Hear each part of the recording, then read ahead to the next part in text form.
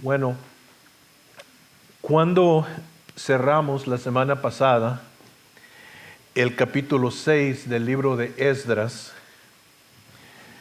hay un espacio como de 60 años entre el capítulo 6 y el capítulo 7. Los primeros 6 capítulos los escribió Esdras, pero detallando el primer regreso de los cautivos que estaban en Babilonia a la tierra de Israel. Cuando Esdras comienza a escribir su libro, el pueblo judío había estado en cautiverio por 70 años. Y si había llegado el tiempo para que ellos regresaran, y Esdras nos detalla cómo se cumplió la profecía y cómo 150 años después, antes de esos eventos, Dios había dado una profecía que un rey llamado Ciro los iba a dejar a los judíos regresar a su tierra, y así fue exactamente. Esdras nos detalla eso. Y entonces él nos da la lista, los eventos de cómo regresan, las dificultades que tuvieron en reedificar el templo, cómo se paró el proyecto por un tiempo y luego cómo se comenzó y al fin se terminó. Y aquella generación que habían regresado y habían reedificado el templo, la mayoría de ellos ya murieron para cuando llegamos al capítulo 7, porque acuérdense que entre el capítulo 6 y el capítulo 7 dijimos que había como 60 años. Ahora es importante que en ese espacio de tiempo Dios seguía trabajando. La Biblia es una narración. Y libros de la Biblia no nos detallan todos los eventos que sucedieron, nos dicen lo que el Espíritu Santo quiere que nosotros sepamos, y los inspiró y ellos lo escribieron. Pero cuando estudiamos Esdras y luego el libro de Nehemías, que es el que sigue, y luego el libro de Esther, esos 3 libros se llevan a cabo en los últimos momentos del Antiguo Testamento, y juntamente con ellos van los últimos 3 profetas del Antiguo Testamento, 3 libros proféticos, del Antiguo Testamento, que son Ageo, Zacarías y luego Malaquías. Y como vimos ya la semana pasada, el libro de Ageo y el libro de Zacarías ya se cumplieron en los capítulos 5 y 6 de Esdras. Entre este espacio del capítulo 6 y el capítulo 7, esos 60 años, se cumple el libro de Esther. Si usted pusiera un panorama cronológico, y está el libro de Esdras con sus 10 capítulos, después del capítulo 6 usted metería allí el libro de Esther, y luego viene el capítulo 7. Y es importante que nosotros sepamos eso, porque algo sucede muy importante en el libro de Esther, y le quiero recomendar que lo lea, que lea Nehemías juntamente con este libro de Esdras y el libro de Esther, y también los libros del profeta Ageo, Zacarías y Malaquías, porque todo esto va junto en este periodo de tiempo. Pero ustedes recuerdan la historia de Esther. Esther está en Persia. Vamos a ver qué tantos teólogos tenemos aquí, qué tantos se acuerdan. ¿Qué era el nombre de Esther originalmente? Hadasa. Era una joven judía huérfana. La estaba criando su tío Mardoqueo. Y el rey de Persia hizo una fiesta, un banquete para todos sus oficiales. Y estando ellos tomados y celebrando, mandó traer a la reina Vastí, que era la reina de Persia. Y quería que viniera y entreteniera a los invitados, y literalmente lo que él quería es que ella viniera y danzara delante de los invitados, y no era algo bueno, porque le estaba pidiendo a la reina que viniera como venían las mujeres comunes y bailaban y se desnudaban.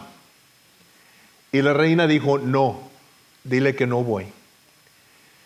Y entonces el rey, como todo buen mexicano, cuando la esposa no hace caso, dijo: entonces, ¿ahora qué hago? ¿Ahora qué hago? Y vinieron sus asistentes, los oficiales, y le dijeron, mira, tienes que hacer algo porque va a haber un problema. Cuando nosotros les mandemos a nuestras esposas que hagan algo, van a decir, ¿y por qué te voy a hacer caso yo a ti si la reina no le hizo caso al rey? Y vamos a tener problemas nosotros en nuestras casas también, so tienes que hacer algo. Y entonces la quitó de reina y hubo un concurso de belleza en todo el imperio persa buscando una joven hermosa que reemplazara la reina. Y Mardoqueo puso en este concurso de belleza para encontrar una nueva reina a Hadasa, su sobrina, pero le cambió el nombre a Esther para que no se dieran cuenta que era judía. Y ella ganó el concurso. Unos días después, unos meses después, el rey de Persia tiene un oficial que es el segundo del rey, que se llama Amán. Y Amán, la Biblia nos dice que era Agageo.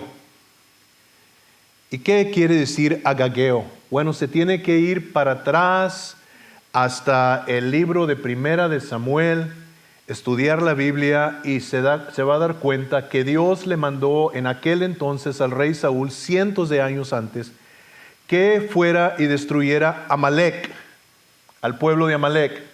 Dijo, los vas a destruir todos, niños, jóvenes, adultos, los animales, todo quiero que acabes con esa gente. Y fue Saúl el rey y atacó a Amalek y los derrotó, pero le perdonó la vida al rey de Amalek, que se llamaba Agag. Y este Amán era descendiente de ese rey. Por eso era Agageo. Dios tenía una guerra, nos dice la Biblia, desde el Antiguo Testamento, cuando Dios peleó contra Amalek, en los tiempos de Josué y de Moisés. Y Dios tenía una guerra perpetua y el rey Saúl no cumplió en exterminar esta raza que era mala. Pero la reina Esther lo logró. Ella lo hizo porque Amán convenció al rey de pasar un edicto de exterminar a la raza judía, sin saber que Esther, la reina, era judía también. Entonces la reina hizo una fiesta, una cena, y invitó nomás a 2 personas, al rey y a Amán. Y entonces cuando estaban en la cena, dijo el rey, ¿qué quieres, reina Esther? Hasta la mitad de mi reino te doy. Qué bonito es decir eso, ¿verdad? Yo le digo eso a mi esposa, pero pues no tengo nada, ¿verdad? Y entonces le dijo eso y entonces la reina Esther dijo, te voy a pedir solamente una cosa, rey, que me preserves mi vida y la vida de mi pueblo, porque hay un hombre en el reino que nos quiere exterminar. Y dijo, y ese hombre es este que está aquí sentado con nosotros en la mesa, Amán. Y el rey se levantó furioso y salió del salón. Y Amán se dio cuenta que su vida estaba a punto de terminarse y se le tiró a los pies a la reina Esther a rogarle por su vida. Y cuando entró el rey para atrás dijo, ¿qué? ¿También quieres violar a la reina? Y se lo llevaron y lo ahorcaron en la horca a él y a su familia. Y la reina Esther acabó con la descendencia de Amalek. Lo que no pudieron hacer reyes ni guerreros, lo hizo una mujer. Bonita la historia. Queda entre el capítulo 6 y el capítulo 7. Por eso es importante que la lean, de lo que estaba sucediendo. Dios siempre se estaba moviendo. Ve, el pueblo judío estaba cautivo, pero el Dios del pueblo judío no estaba cautivo. Y entonces nosotros necesitamos recordarnos eso. En momentos difíciles para nosotros, donde ya no hay fuerza, nuestro Dios tiene que ser nuestra fuerza. Tenemos que buscarlo. Él le dijo, clama a mí y yo te responderé. Llegamos al capítulo 7, ahora Esdras va a relatar la historia de él. Y si leemos los primeros 10 versos de Esdras capítulo 7, dice, pasadas estas cosas, en el reino de Artajerjes, o ahora es otro rey, rey de Persia, Esdras, hijo de Seraías, hijo de Azarías, hijo de Hilcías, hijo de Salum, hijo de Sadoc, hijo de Ahitob, hijo de Amarías, hijo de Azarías, hijo de Meraoit, hijo de Seraías, hijo de Uzi, hijo de Buki, ustedes conocen a los Bukis, ¿verdad? Hijo de Abisúa, hijo de Finés, hijo de Eleazar, hijo de Aarón, primer sacerdote. ¿Por qué da esta lista Esdras? Esdras está comprobando que él viene del linaje sacerdotal y se va para atrás hasta Aarón, que fue el primer sumo sacerdote. Porque los sacerdotes venían de la familia de Aarón. ¿Okay? Los levitas venían de la tribu de Leví. Y Moisés, Aarón y su hermana Miriam, María, eran levitas. Pero de la familia de Aarón fue la que Dios escogió para sacar los sacerdotes. Entonces él da esta lista para comprobar que él es sacerdote legítimo. Él lo puede comprobar y da la historia, ¿ok? Este Esdras subió de Babilonia. Era escriba, diligente en la ley de Moisés. Eso quiere decir que la conocía al revés y al derecho. Que Jehová Dios de Israel había dado, y le concedió el rey todo lo que pidió, porque la mano de Jehová su Dios estaba sobre Esdras. Y con él subieron a Jerusalén algunos de los hijos de Israel y de los sacerdotes, levitas, cantores, porteros y sirvientes del templo, en el 7º año del rey Artajerjes. Y llegó a Jerusalén en el mes 5 del año 7 del rey. Porque el día 1 del primer mes fue el principio de la partida de Babilonia, y al 1 del mes 5 llegó a Jerusalén, estando con él la buena mano de Dios, porque Esdras había preparado su corazón para inquirir la ley de Jehová y para cumplirla, y para enseñar en Israel sus estatutos y decretos. Ok, se lleva, cuando sale de Babilonia, aquí llega a Jerusalén, se lleva 4 meses de camino, ¿okay? Que él va caminando con este grupo de personas que van. Y es importante que nosotros en el verso 10 nos dice estas cosas de Esdras. ¿Okay? Esdras había preparado su corazón para inquirir la ley de Jehová. ¿Okay? Él sentó su corazón para buscar la ley de Dios, para estudiarla. Y qué importante es para nosotros disponer nuestro corazón para estudiar la Biblia. Yo no sé si usted tiene un tiempo cuando usted se sienta solo o sola con la palabra de Dios, a leerla y a estudiarla.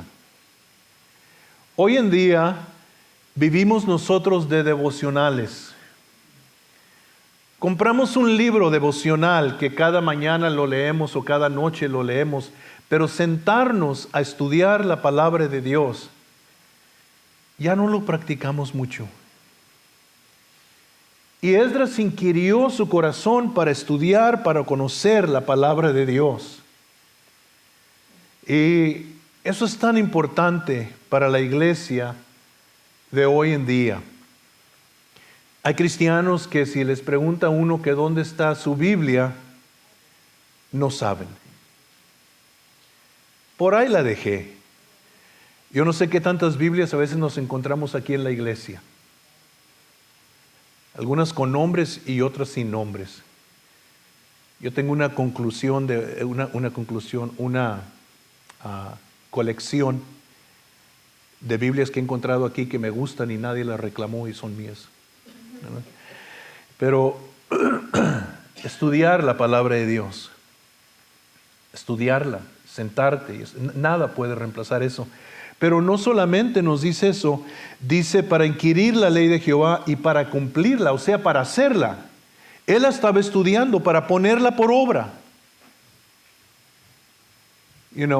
Entonces cuando leas la Biblia, si eres un hombre y lees que la mujer debe de estar sujeta al marido, lo apuntas y dice, se lo llevas a tu esposa, mira lo que dice la palabra de Dios. Sujétate. O si no te sujeto. Ahí dice Dios, sujétate. Pero no leen la parte que les corresponde a ellos. Que la debe de amar como a su propio cuerpo. Que se debe de dar por ella.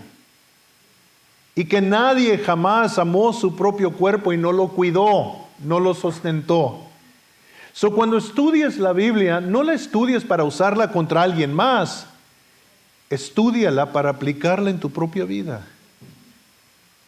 Para estudiar lo que tú debes de hacer delante de Dios, como tú debes de vivir delante de Dios. Y luego nos dice que no solamente la quería conocer la palabra de Dios y la quería aplicar en su vida, nos dice también que la quería enseñar. Dice, y para enseñarla en Israel. Él se fue desde Babilonia.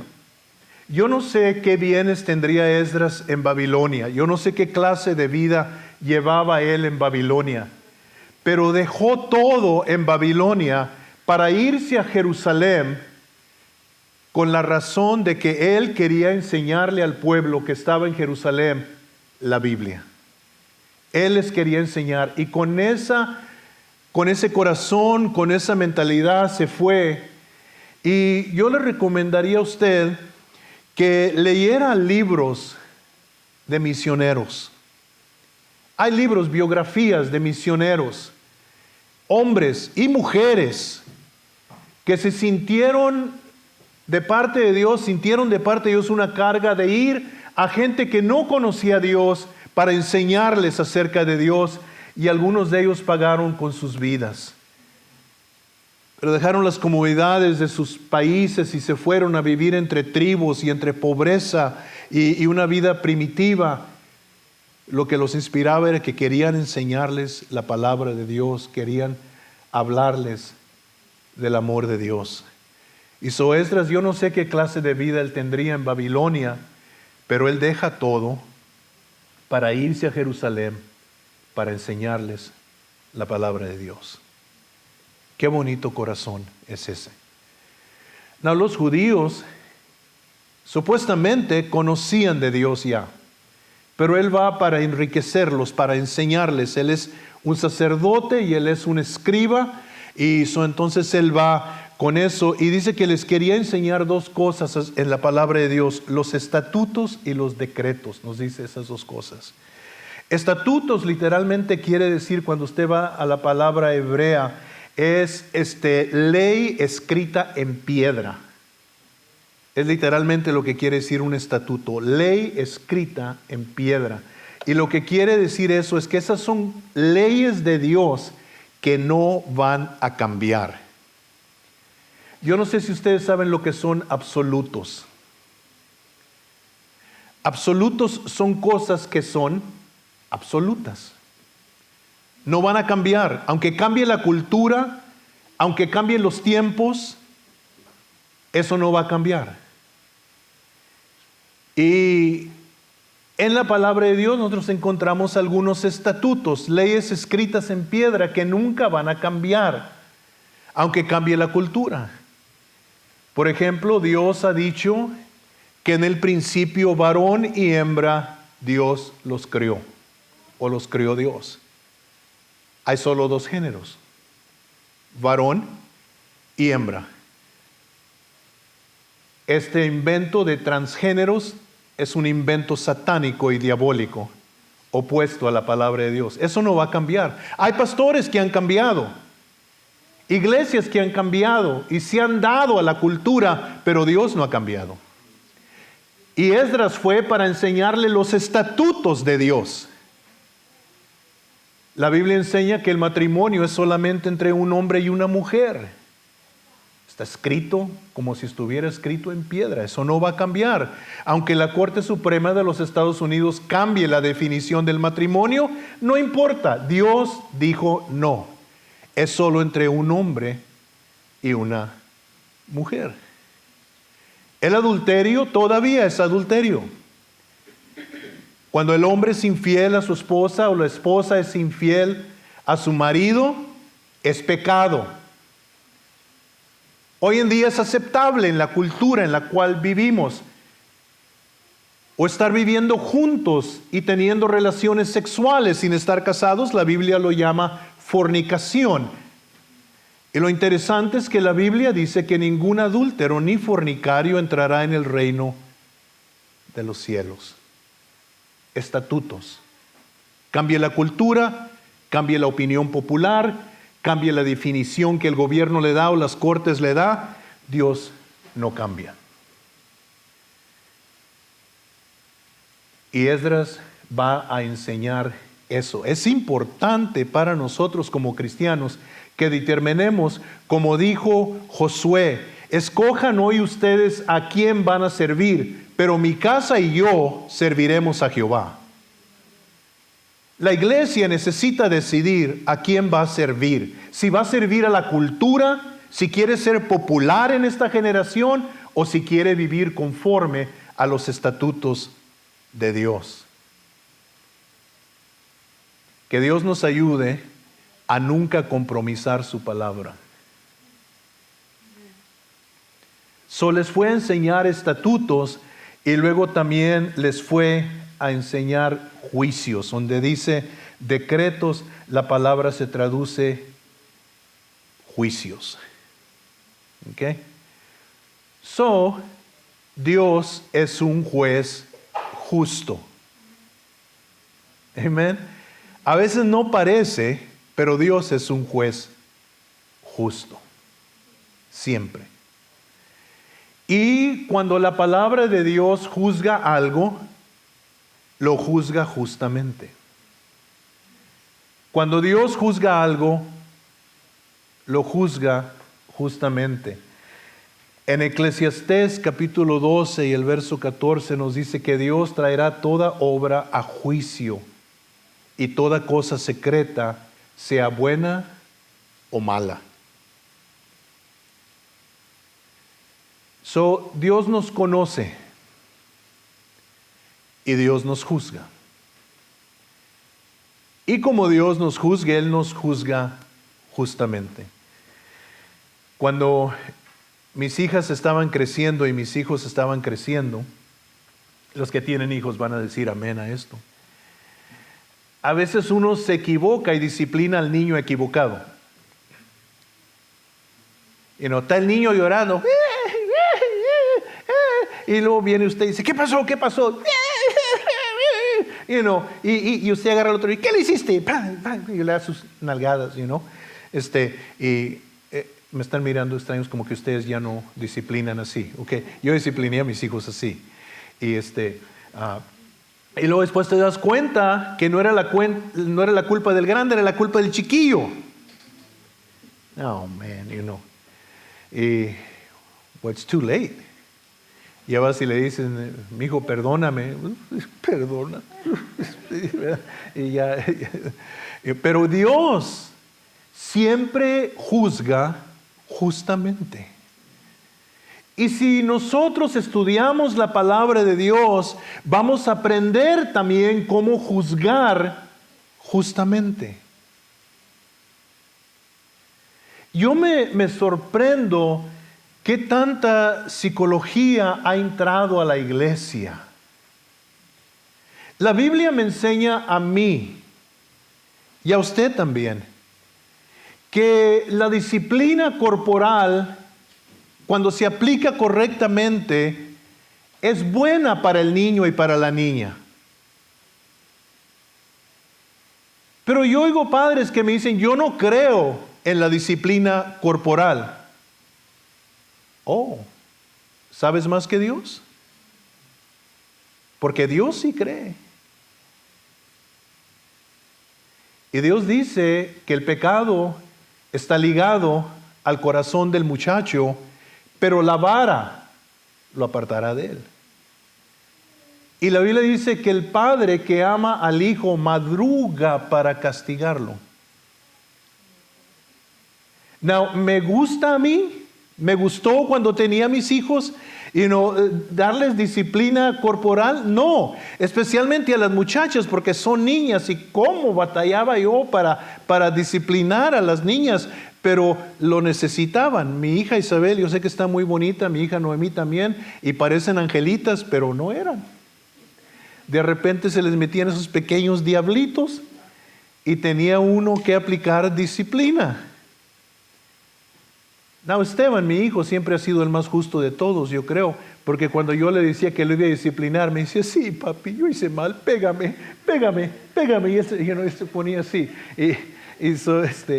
Fue el único. Isabel, cuando la iba a disciplinar, se me pegaba del pie, pero los juicios de Dios, cómo vivir la vida. Y eso es lo que Esdras quería enseñarles. Que Dios es un Dios de absolutos, no cambia. Y que Dios nos puede enseñar, conforme a su palabra, cómo vivir correctamente. All right. Qué bonito corazón de Esdras, ¿verdad? Querer enseñarle al pueblo esto. Y más adelante vamos a ver que esto era muy necesario. Pero hoy en día estamos viviendo en un tiempo diferente, cultura diferente. En 2 de Timoteo, quiero que vaya conmigo ahí, marque aquí el capítulo 7 y vamos a 2 de Timoteo en el Nuevo Testamento. El apóstol Pablo nos habla de un tiempo que viene. En el capítulo 4, Pablo está a punto de morir y le está encargando a Timoteo estas instrucciones. Y le dice, te encarezco, 2 de Timoteo capítulo 4, te encarezco delante de Dios y del Señor Jesucristo, que juzgará a los vivos y a los muertos en su manifestación y en su reino, que prediques la palabra, que instes a tiempo y fuera de tiempo, redarguye, reprende, exhorta con toda paciencia y doctrina, porque vendrá tiempo cuando no sufrirán la sana doctrina, sino que teniendo comezón de oír, se amontonarán maestros conforme a sus propias concupiscencias. La palabra concupiscencia es deseo carnal. Y apartarán de la verdad el oído y se volverán a las fábulas. Pero tú, sé sobrio en todo, soporta las aflicciones, haz obra de evangelista, cumple tu ministerio. ¿Estamos viviendo en tiempos así? ¿Sí o no? Desgraciadamente, sí. Parece que en la iglesia algunos ministros están más interesados en entretener a la gente que en discipularla. Y lo que hemos creado es una generación de cristianos emocionales, pero no discipulados. Y entonces, ¿qué pasa? Cuando ya no nos gusta la esposa, cuando ya no nos gusta el esposo, los abandonamos. Cuando no queremos cumplir con nuestras responsabilidades, simplemente abandonamos. Gracias a Dios por los fieles. Gracias a Dios por los ministros que nos enseñan la palabra de Dios sin interés al dinero, sin temor a ofender, que con amor nos exhortan la palabra de Dios porque quieren vernos llegar al cielo. Yo creo que debemos de dar gracias a Dios y orar por ellos. Hace unos años andábamos en Israel y había una tienda que visitábamos donde venden productos de olivo hecha por una familia Nissan. Y llegamos allí y estaba el pastor de la primera iglesia bautista de Dallas, Robert Jeffress. Y él estaba viajando con la misma compañía, nosotros, nomás que él llevaba un grupo, nosotros íbamos en otro grupo. Y cuando entramos y lo miré allí, y parece que iban mis hijas conmigo, no me acuerdo, y fui y lo saludé, le dije, Pastor Jeffress, quiero darle gracias por predicar la palabra de Dios tal como está. Usted es uno de mis héroes.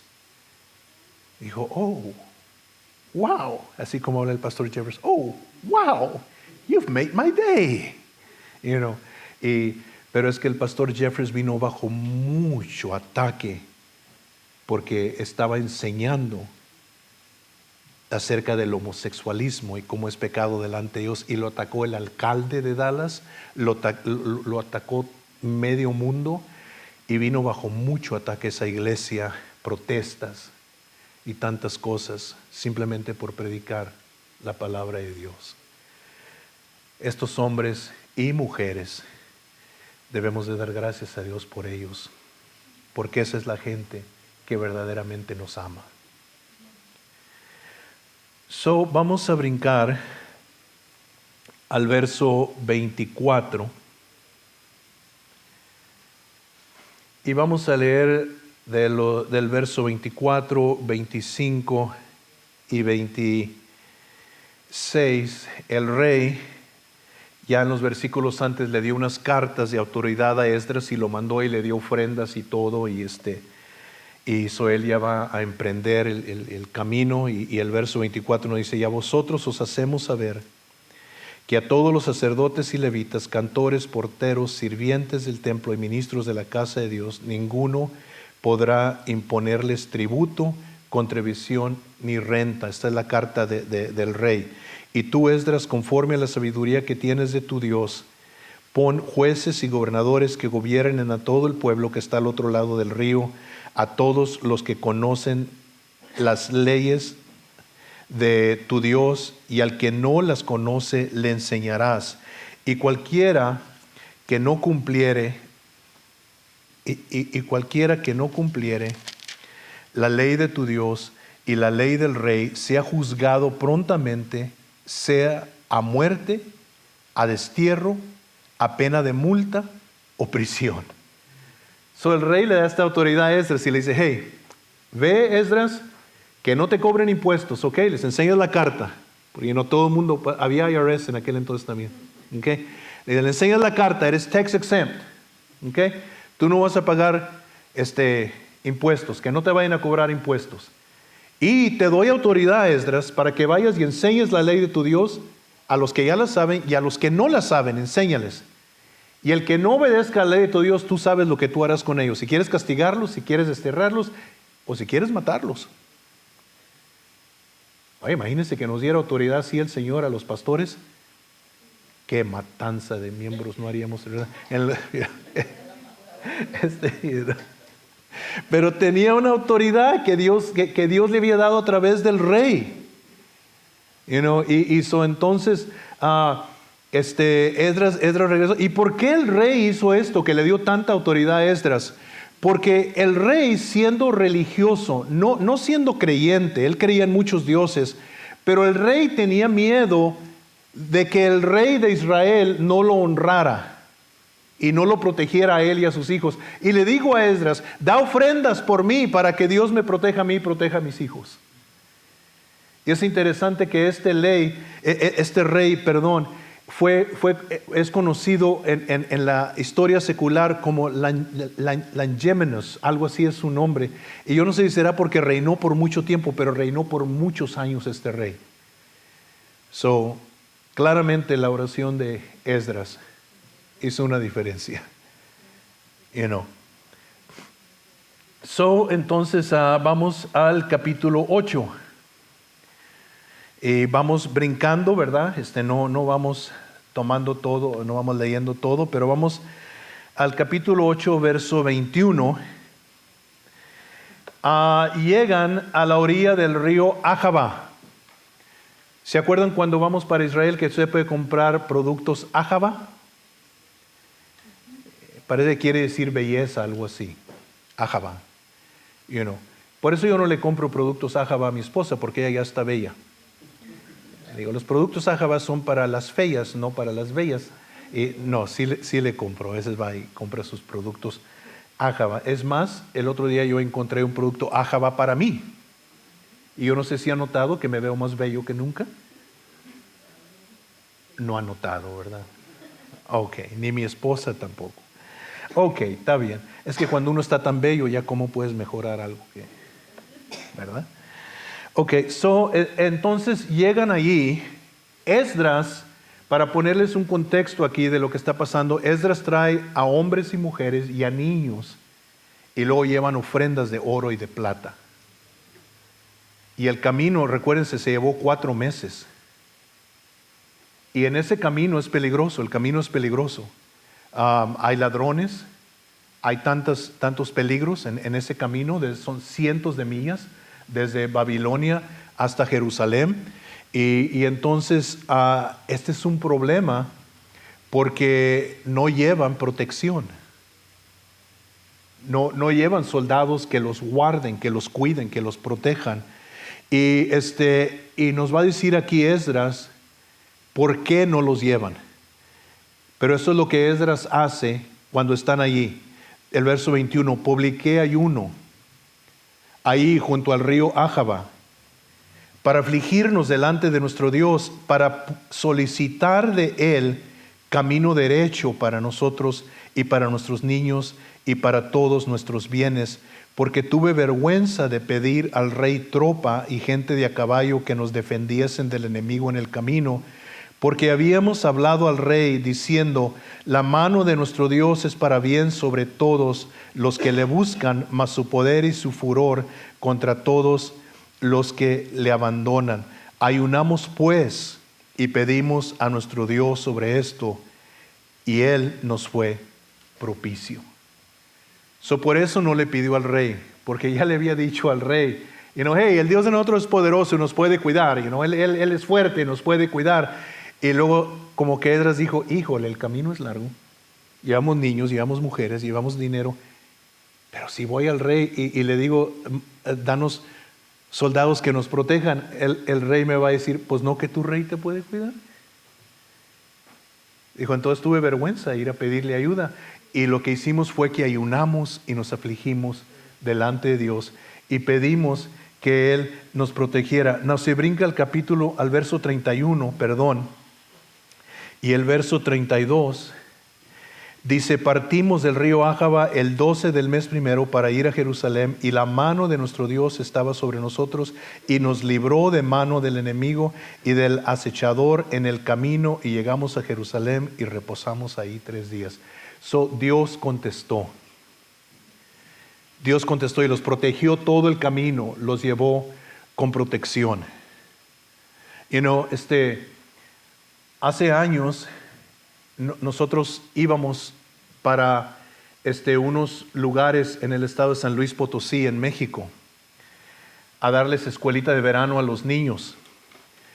Y la última ciudad grande donde llegábamos era Matehuala, y luego nos desviábamos de Matehuala a un lado para un lugar que se llamaba Cedral, si me acuerdo, Cedral, y luego de ahí corríamos para el camino y entrábamos al desierto y ya no había nada más que mezquites y víboras y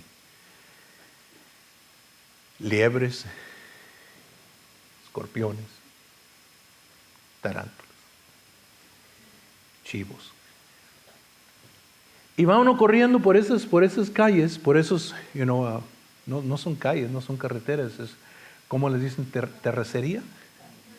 ¿Sí? Terracería. Y no hay nada. Y está seco y desierto. Dice uno, ¿y cómo puede vivir gente aquí? Y luego de repente sale un pueblito y hay gente. Y habíamos hecho, bueno, no debo decir que había hecho yo una oración que le dije a Dios, mándanos donde nadie quiere ir. Cuidado con lo que le pides a Dios, porque nos mandó donde nadie quería ir. Y me acuerdo que fuimos a aquellos lugares y les empezamos a dar escuelita de verano. La hermana Cantú se acuerda, ya fue con nosotros un año. Isabel, mi esposa, Jesse, Esteban, fueron con nosotros y Gerardo también.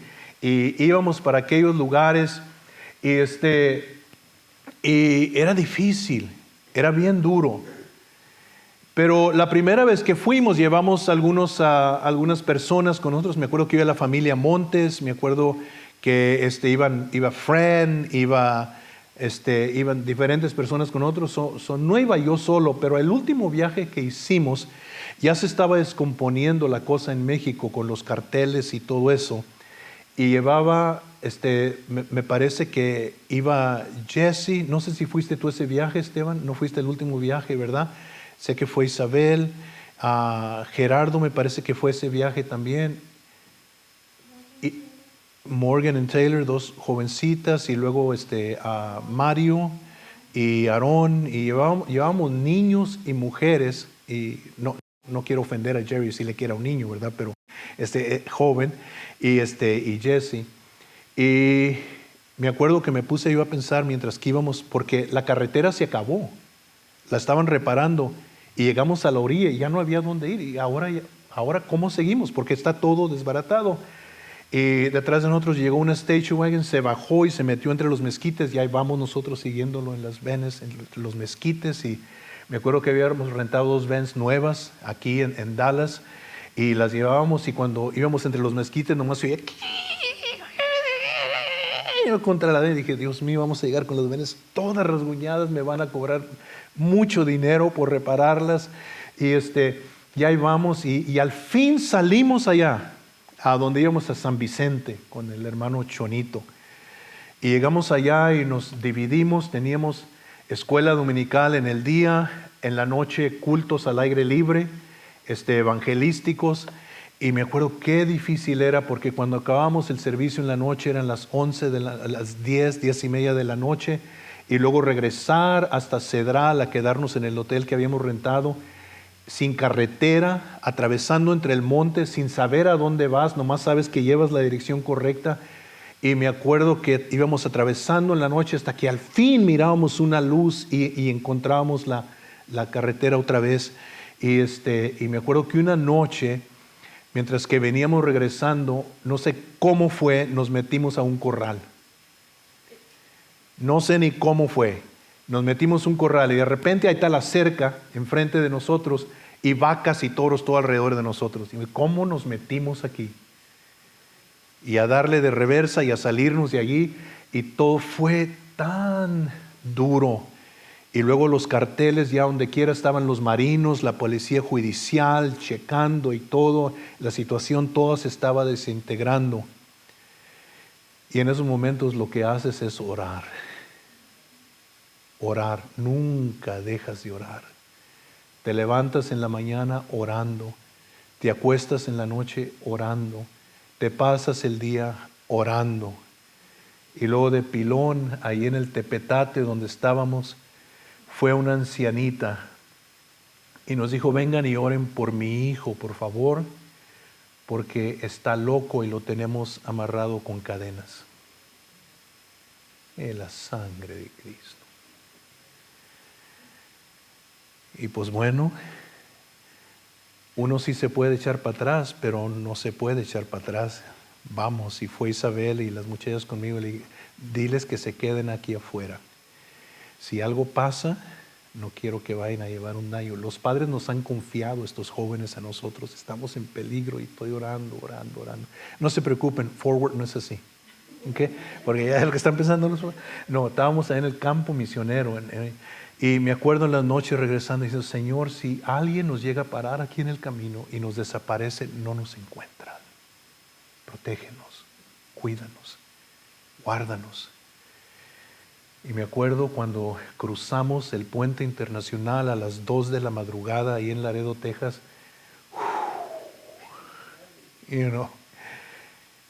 Duré como 3 meses con este brazo adolorido por tan fuerte que traía la manijera agarrada sin darme cuenta. Y me acuerdo que yendo rumbo al puente nos para la policía judicial y nos orillamos. Y viene un hombre al lado mío con la ametralladora y otro al otro lado con la ametralladora, con el dedo en el gatillo. Y Señor, su pasaporte, por favor. Y no sabe si son policía o si no son. Y deme el pasaporte, le hace el pasaporte, deme su licencia de manejar y bájese, por favor. todos en la ven dormidos.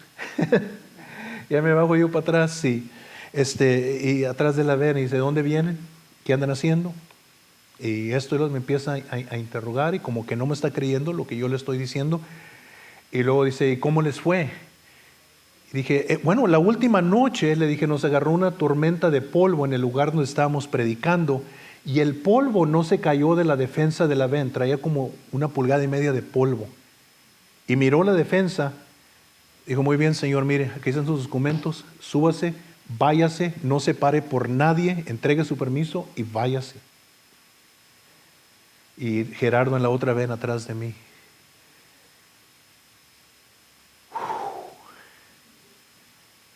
Protégenos, protégenos. Dios fue fiel y sigue siendo fiel con nosotros. El poder del ayuno y de la oración. En sí el ayuno es bueno. En sí la oración es buena. Pero un cordón de 2 o 3 dobleces no se rompe fácilmente, dice Eclesiastés. Y cuando juntas la oración con el ayuno, cosas poderosas suceden. El Señor Jesús en Mateo capítulo 6, de los versos 16 al 18, cuando Él está hablando acerca del ayuno, dice, y cuando ayunes. Now, fíjese lo que dijo el Señor. Cuando ayunes, Él no está diciendo si acaso ayunas, Él dice cuando ayunes, o sea que debemos de ayunar. Dios espera que ayunemos nosotros. No, los cristianos modernos dicen, yo voy a hacer un ayuno de televisión, no voy a mirar televisión. No. La palabra ayuno quiere decir taparte la boca. La idea es no comer. Si quieres ayunar la tele está bien, quieres ayunar Facebook está bien, pero no es bíblico. No te va a ayudar, pero no va a producir nada en el ambiente espiritual en sí. Jesús dijo cuando ayunes. Él espera que ayunemos nosotros. Y luego en Mateo capítulo 17, los versos 20 al 21, los discípulos enfrentan una situación donde ellos no pueden echar fuera un demonio de un muchacho. Y Jesús viene y lo echa fuera. Y los discípulos le preguntan a Jesús, ¿por qué nosotros no pudimos echar este espíritu fuera?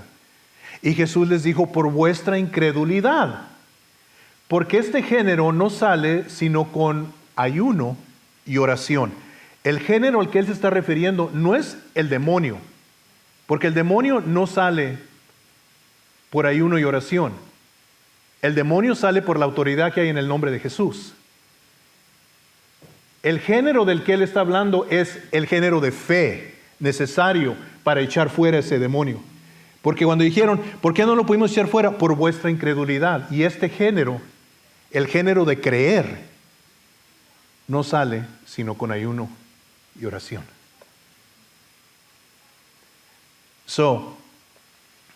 Oramos y ayunamos y le pedimos a Dios, protégenos, porque me dio vergüenza decirle al rey que nos mandara protección. Oh, man, nos abre todo un mundo de posibilidades aquí, ¿no? ¿Qué cosas estás enfrentando tú que quizás no se han movido? Porque Jesús dijo, si tuvieres fe, todo es posible. Le dirás a este monte, quítate de aquí y échate al mar, y te va a obedecer. Hay cosas que nosotros no recibimos por incredulidad.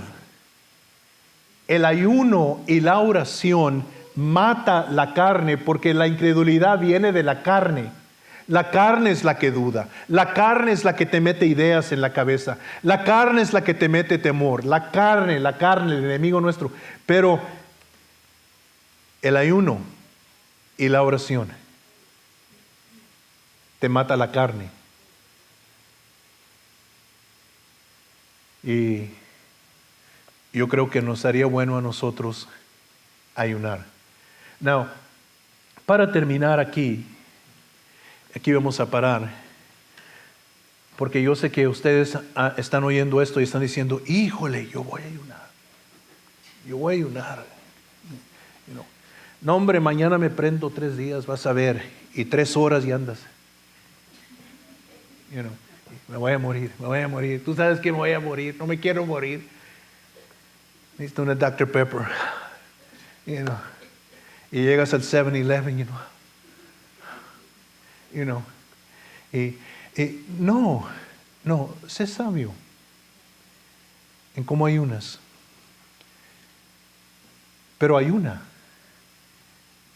A lo mejor tú no estás impuesto a ayunar, tu cuerpo no está impuesto a ayunar. Ayuna 12 horas. De las 6 de la mañana a las 6 de la tarde. Levántate temprano, ora, pídele a Dios que te ayude. Toma agua, porque algunos de ustedes trabajan en trabajos muy estresados. Tome agua y ayune por 12 horas. Y hágalo. Cada semana, por unas 2 o 3 semanas. Y luego usted ya le dice al Señor, gracias Señor, por ayudarme con un ayuno de 12 horas. Ahora te pido que me ayudes con un ayuno de 24 horas. Y su cuerpo ya se impuso un poco, deje de tomar cocas, comer papitas, esas cosas que el cuerpo las pide, y déjala de empieza a tomar bastante agua, y luego ya cuando hayas ayunado un día, entonces ve al Señor y dile, Señor, ayúdame para ayunar 3 días. Y separa esos 3 días. Y para los que trabajan así, que tienen sus trabajos físicamente, comience un viernes. Se descansa el sábado y el domingo, comience un viernes, ayune el viernes en su trabajo, tomando agua, pidiéndole a Dios que le dé fuerza. El sábado descánselo en su ayuno, busque a Dios, lea su Biblia, pase tiempo solo con Dios. El domingo cumple su 3er día, viene a la iglesia, va a venir bien ayunado, viene a todo dar, y todo. Pero le voy a decir algo, los primeros días usted va a sentir que se va a morir. Le van a dar ganas de vomitarse, le va a dar un dolor de cabeza que parece que se le cruzan los ojos.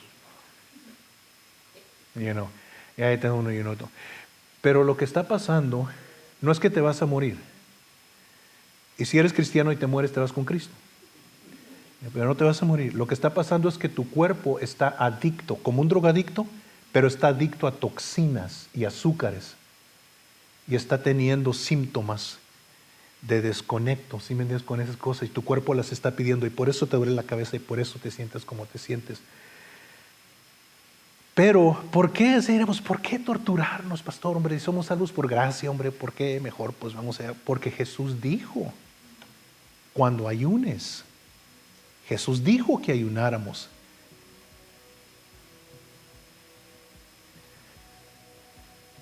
Pues eso cayó como patada en ayunas, ¿verdad?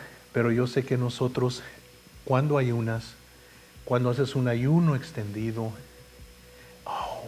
después de esos primeros 3 o 4 días, wow, se empieza a poner bueno con Dios.